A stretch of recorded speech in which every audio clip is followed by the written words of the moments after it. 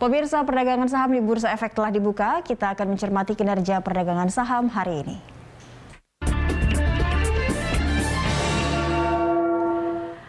Iya, seperti apa pergerakan saham hari ini pemirsa? Kita sudah terhubung dengan pendiri LBP Institute, Lucky Bayu Purnomo. Selamat pagi, Mas Lucky. Apa kabar?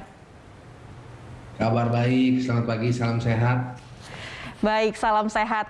Tapi kabar baiknya ini optimismenya masih seoptimisme pasar kita tidak? Karena setelah akhirnya kemarin sempat ada di level 6.930, lalu ditutup flat, kenaikannya tipis saja 0,15% begitu. Akhirnya tadi dibuka IHSG kita sedikit terkoreksi di 6.879. Seperti apa analisis Anda terhadap pergerakan indeks kita untuk sepanjang hari ini, Mas Lucky? Pertama, koreksi yang terjadi sebenarnya bersifat minor atau dapat dikatakan sesuatu yang wajar karena target indeks adalah di angka 7.000, sementara ruang gerak indeks yang tertinggi kemarin sudah sampai kepada level 6.900 hingga 6.930. Nah, untuk itu apabila indeks mengalami koreksi yang signifikan, maka target angka 7.000 itu masih menjadi target yang irasional.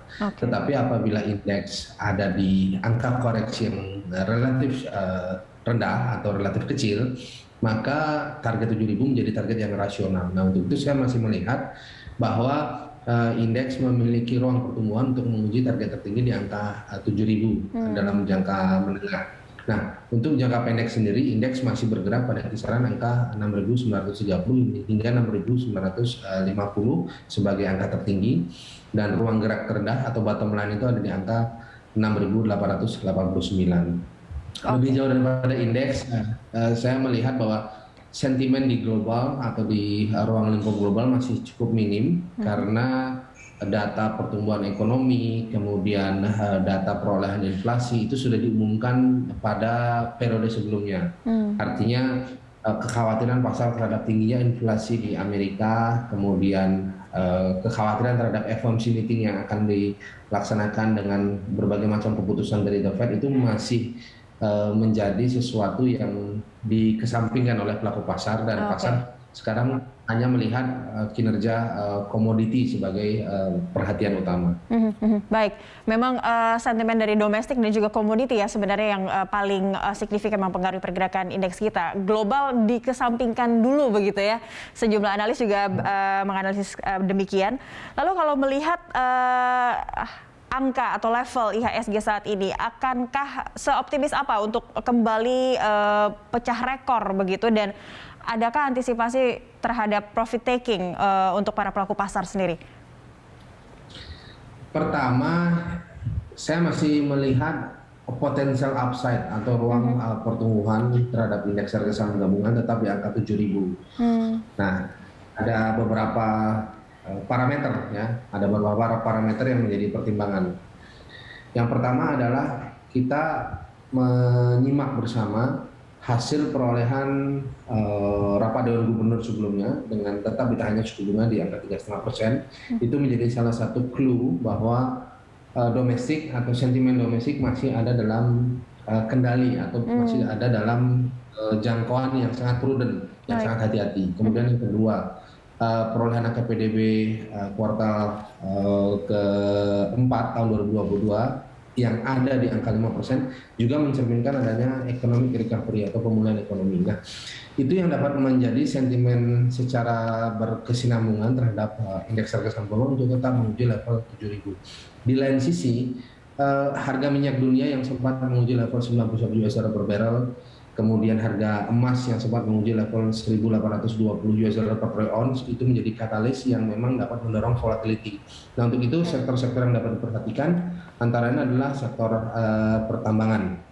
Nah, dengan beberapa saham pilihan antara lain adalah Adaro dan Antam. Nah, kita bicara masalah Antam. Antam menguat dalam beberapa hari terakhir dan menguji level 2.170. Nah, dengan demikian, karena sentimen komoditi saat ini menjadi perhatian utama, maka Antam dapat menguat dengan target harga di harga 2.300 hingga 2.500. Nah, secara teknis kalau kita lihat ada sebutan namanya bullish pregnant untuk Antam. Jadi itu menjadi salah satu sinyal bahwa saham tersebut dapat menguat lebih dari 1 bulan. Oke, baik.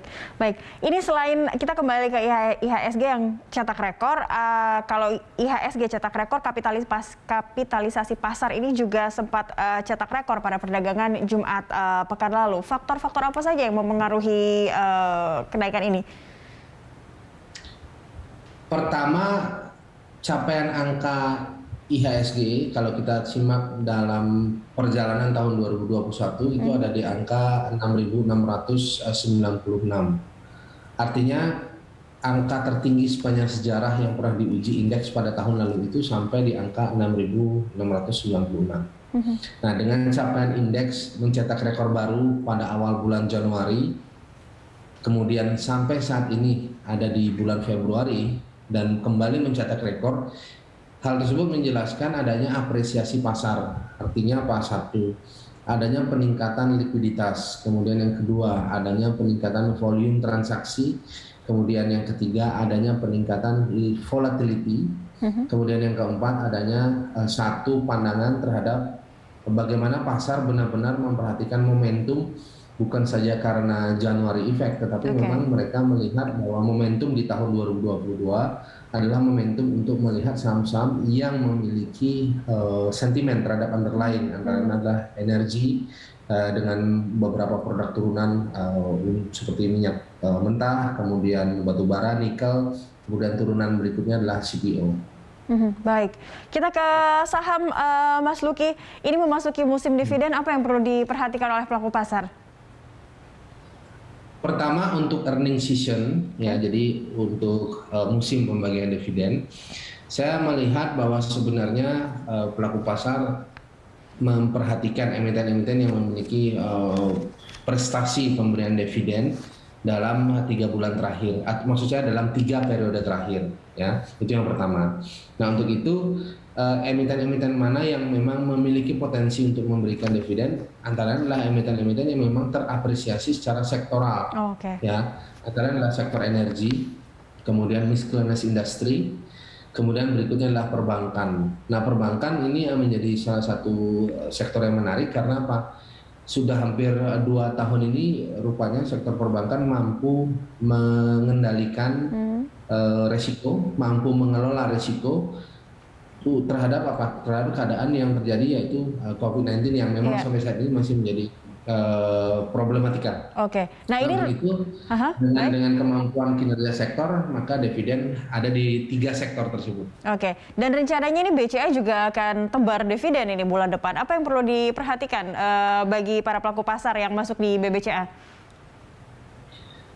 Tentu dengan keterangan saya sebelumnya, mengapa sektor perbankan itu menjadi sektor pilihan ketika earning season, antara lain adalah perbankan atau sektor saham-saham perbankan yang memiliki kapitalisasi besar, antara adalah BRI, Mandiri, kemudian BNI dan BCA sebagai bank swasta, itu tetap menjadi pilihan portofolio menurut saya. Sebab secara fundamental 4 bank tersebut masih mampu memiliki kinerja fundamental yang cukup baik, nah, dan tentu akan reflect terhadap pembagian dividen. Baik. Mas Luki, terakhir, selain tadi pertambangan yang nampaknya layak untuk dipertimbangkan oleh pelaku pasar, ada perbankan juga. Saham dari sektor apa lagi yang menarik untuk ditarget sepekan ini? Mungkin atau untuk hari ini? Pertama saya akan memberikan rekomendasi berdasarkan sektoral tadi, ya, mengenai energi adalah Antam dan Adaro. Kemudian sektor berikutnya miscellaneous industry, termasuk sektor yang beragam yaitu Astra. Kemudian yang terakhir adalah perbankan itu sendiri. Nah, selain BCA yang tadi sempat dibahas, ada 3 bank lagi, yaitu BRI, kemudian Mandiri dan BNI, dan mereka juga memiliki kualitas, ya, terhadap likuiditas transaksi yang cukup baik. Jadi 3 sektor itu dengan saham pilihan dari 3 sektor itu. Baik, terima kasih Mas Luki untuk analisis dan informasinya pagi ini di IDX Opening Bell. Pemirsa, demikian pendiri LBP Institute, Luki Bayu Purnomo. Salam sehat. Baik pemirsa.